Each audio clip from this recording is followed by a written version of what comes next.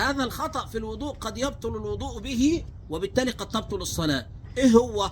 انت طبعا اول ما بتخش في الوضوء بتعمل ايه؟ بتسمي الله اولا، سنة، وبعدين تغسل الكفين، سنة، ثم المضمضة، ثم الاستنشاق او الاستنثار. خد بالكم بالمناسبة، البعض يستغني بغسل الوجه عن المضمضة والاستنشاق او الاستنثار، يعني دول سنة مستقلة عن غسل الوجه.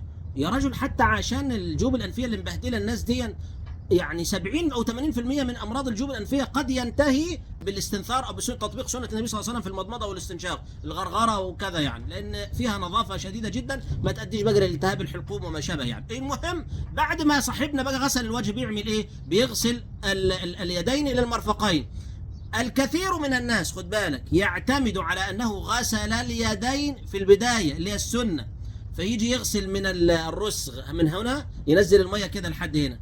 هذا إن فعل ذلك بطل وضوء عند رأي جمهور الفقهاء. ليه؟ لأنه الأصل أنه يغسل من اليدين إلى المرفقين، دي اسمها الإيه؟ الكف، دي اسمها إيه؟ الساعد أو الذراع، ده منطقة اسمها الرسغ. طيب عن الرسغ اللي بعد كده ده اسمه المرفق، اللي بعد كده اسمه العضد. انت مطالب تعمل ايه بقى عشان وضوءك ما يبطلش؟ تغسل من اطراف الاصابع الى انتهاء المرفقين. يعني المرفقين بعض الناس في الشتاء يجي يكسل يشمر فيروح غسل لحد ايه؟ قبل بداية المرفق كده، لا وضوءه باطل وبالتالي قد تبطل الصلاة. ما نعمل ايه؟ نشمر ونغسل المرفقين كاملتين وندخل كمان في جزء من العضد اللي هو البداية دي كده. طيب ابدأ باطراف الاصابع ولا ابدأ عادي بالمرفقين؟